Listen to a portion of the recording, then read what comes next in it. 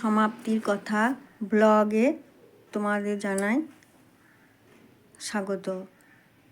সবাই ভালো আছো আশা করি।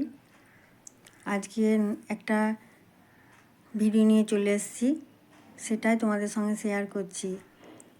মা সরস্বতীকে কেন বাগদেবী বলা হয় আর কালিদাস কিভাবে মহাকবি হলেন সেটাই তোমাদের সঙ্গে শেয়ার করছি। স্কিপ করো না ভিডিওটা বন্ধুরা, সবাই দেখো আর কমেন্ট করে জানিও কেমন লাগলো।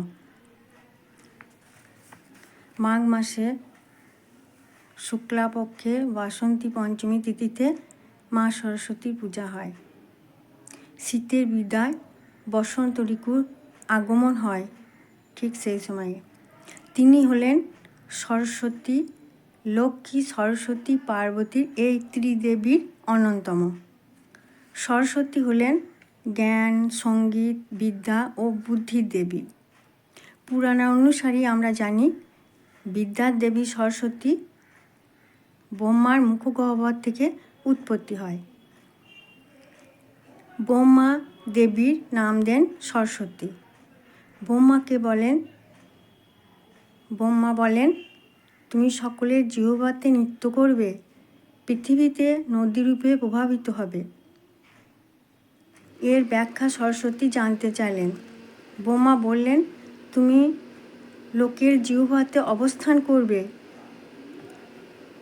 আর বাক শুদ্ধি হবে, তাই তোমার নাম বাগদেবী। সরস্বতী পূজা হিন্দুদের একটি অন্যতম উৎসব।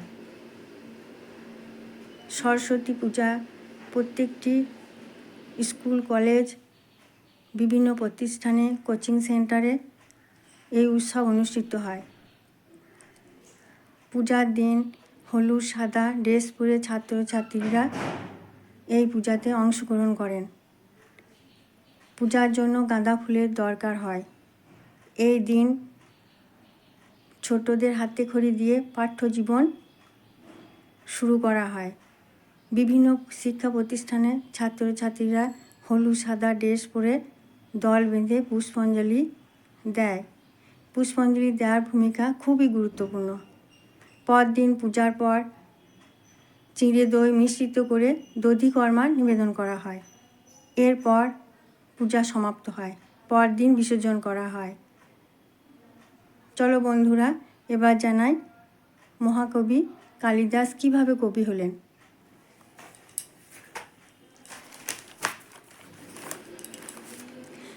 কালিদাস ছিল অশিক্ষিত, অবজ্ঞা, তার জীবনে কোনো শিক্ষার স্থান ছিল না। কিন্তু ভাগ্যের খেলায় এক বুদ্ধিমতী শিক্ষিত মেয়ের সঙ্গে বিবাহ হয়। একদিন তার স্ত্রী জিজ্ঞাসা করলেন উপনিষদের মূল তাৎপর্য কী, কিন্তু কালিদাস কোনো উত্তর দিতে পারলেন না। অপমানিত বোধ করলেন। তিনি ঘর থেকে বেরিয়ে যান যমুনা নদী তীরে, সেখানে কাঁদেন আর বলেন হে ঈশ্বরী, তুমি যদি থাকো কোথাও তবে আমাকে জ্ঞান দাও, আমি যেন নিজেকে প্রতিষ্ঠান করতে পারি। মা সরস্বতী কালিদাসকে দেখা দিলেন আর মাথার উপর হাত রেখে তিনি আশীর্বাদ করলেন যে তুমি বিশ্বের শ্রেষ্ঠ কবি হবে। তারপর থেকেই তার জীবনে এক আমূল পরিবর্তন এলো।